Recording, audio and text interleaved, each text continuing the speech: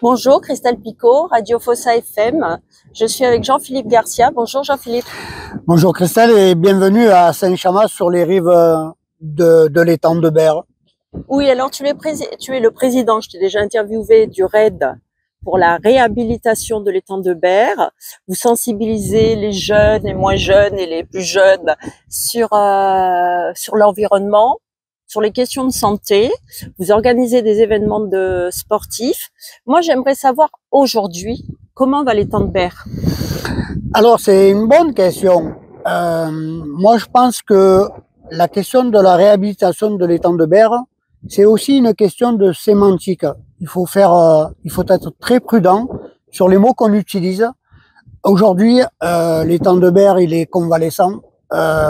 Il y en a qui disent il se porte mieux, il est très convalescent, il est malade, et donc il faut qu'on s'attaque à la source qui pose le problème. Et donc voilà, donc la question c'est faire très attention les mots qu'on utilise, parce que l'étang de Berre, il ne va pas mieux, quoi. Il est malade.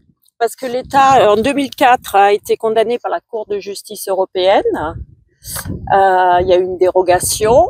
La Commission européenne, vous l'avez saisie dernièrement? Alors oui, on a saisi la Commission européenne, mais d'abord, il faut poser le problème peut-être autrement. Nous, notre adversaire, c'est EDF, qui déverse en toute impunité de l'eau douce dans un étang salé. Voilà, notre seul adversaire, c'est eux. Donc, on a saisi la Commission européenne uniquement pour faire appliquer le droit français. Il y a eu une condamnation. Donc, voilà, on demande à la France de faire respecter cette condamnation. Et donc, on arrête de rejeter impunément des quantités astronomiques d'eau douce dans un étang salé et de détruire la faune et la flore. Oui, parce qu'il y a eu juste un accord du 1er juin au 31 août, l'été. Alors, oui, le GIPREB, effectivement, a signé un accord avec EDF. Alors, je rappelle que quand même, le GIPREB est un partenaire privilégié, et donc pas un adversaire. Mais ils ont scellé un accord. Pour nous, il n'est pas suffisant, parce que cet accord, il dit quoi? Il dit simplement que pendant les 3 mois les plus chauds, c'est-à-dire juin, juillet, août, on arrête de rejeter de l'eau douce dans l'étang.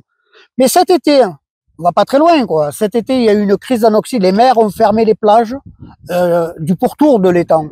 En fermant les plages du pourtour de l'étang, on sacrifie, on pénalise les populations les plus fragiles, celles qui peuvent pas partir en vacances, d'utiliser l'étang de Berre, parce que pour eux, l'étang de Berre, c'est le seul moyen, le seul outil de loisir pour eux, mais c'est aussi pour les pêcheurs, quoi. Donc du coup, c'est pas suffisant. La faune et la flore aussi. Et la faune et la flore qui est la priorité. Mais voilà, donc cet accord, il stipule qu'on arrête les rejets d'eau douce. Mais dans l'accord, on n'entend pas parler des 9 mois. Qu'est-ce qu'on fait pendant les 9 mois? Donc, et en termes de solutions, pendant des années, on nous a vendu la réouverture du canal du Rhône. Là, on nous dit que le conseil stratégique s'est réuni et qu'ils ont sorti l'option d'une dérivation. Mais cette dérivation, ça fait des années qu'on la demande. Et donc, voilà, quoi, on est très étonnés. Et donc, du coup, bon, c'est peut-être une belle avancée, mais c'est pas suffisant. Oui, il faut c'est pour ça que nous, on continue de mener le combat pour qu'on sauve l'étang de Berre. Au niveau des événements sportifs, il y a eu Olympe 2024 qui a été un succès.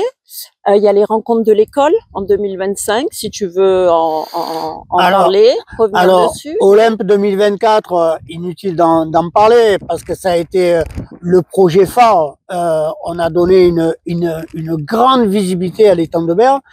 Et les rencontres de l'école, ben, c'est un projet qu'on a monté, les rencontres de l'école avec un E majuscule, parce qu'on veut faire aussi appel au principe de l'éducation populaire pour aller là où il y a des jeunes, c'est-à-dire dans les quartiers populaires, qui ont été les premières victimes l'été dernier, mais aussi dans les clubs sportifs, dans les associations et dans les écoles, quoi, l'école traditionnelle, l'école publique ou l'école privée. On a fait une intervention dans une école, le campus de Folong à Miramas, et donc voilà, nous on va continuer de marteler.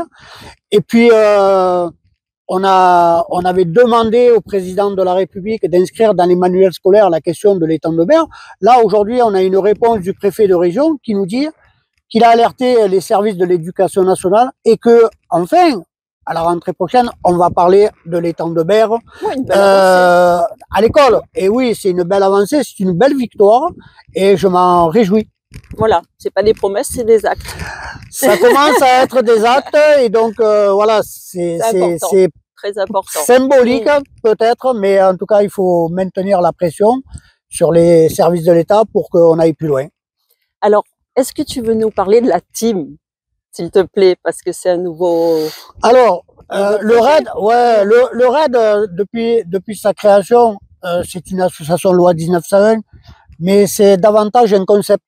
Et la team, c'est l'équipe. Voilà, c'est une équipe de femmes et d'hommes qui viennent des 4 coins du département. On a des chefs d'entreprise, des avocats, des soignants, des artistes, des sportifs, des élus aussi, qui ont rejoint l'aventure citoyenne.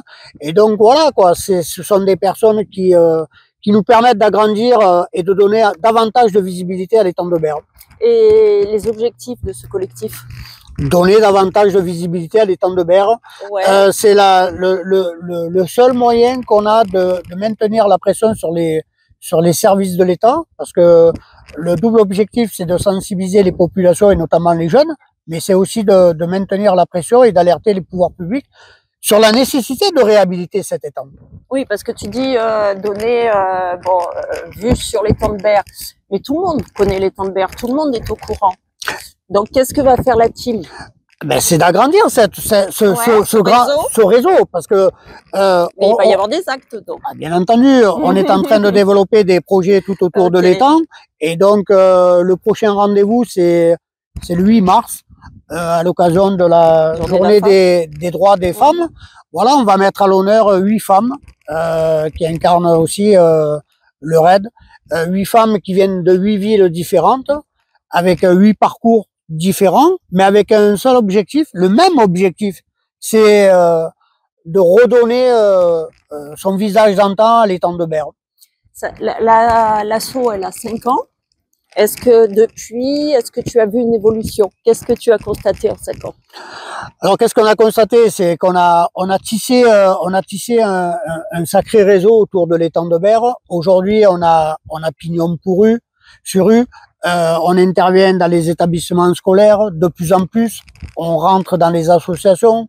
On a donné la possibilité à des personnes qui étaient extérieures au territoire de s'investir davantage. Et on peut le dire, là, mercredi, j'étais dans le bureau de Laurent Belsola, le maire de Port-de-Bouc, avec lequel on va sceller aussi un partenariat, parce que Port-de-Bouc, c'est une ville qui est stratégique.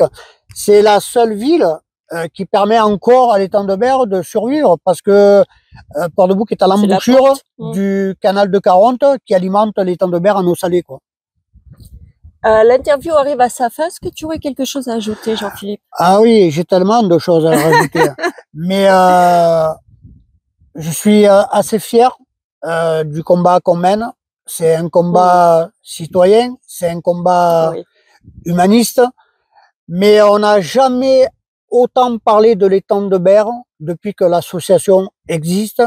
On est l'association qui a une très très grosse visibilité, et donc on a une revue de presse extraordinaire, et du coup voilà, je mets en garde ceux qui seraient tentés de s'attaquer au raid de l'étang de Berre. On n'est pas des adversaires, on est un partenaire incontournable pour la réhabilitation de l'étang de Berre. Et donc, je le redis, quoi. On n'a jamais donné autant de visibilité.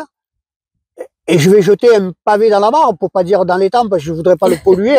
Mais même le JPREP n'a jamais donné autant de visibilité que nous, on le fait depuis 5 ans. Voilà. Donc, ça sera mon mot de la fin. À bon entendeur, salut, comme on dit. Voilà, je pense qu'à un moment donné, il faut rétablir les vérités. Bien sûr. Et voilà, nous on continuera en tout cas de mener le combat qu'on mène depuis 5 ans. Ben, merci à toi et merci à l'association, merci à tous. Et merci à Fossa FM que je remercie de nous offrir cette opportunité pour parler encore de l'étang de Berre. Merci, au revoir.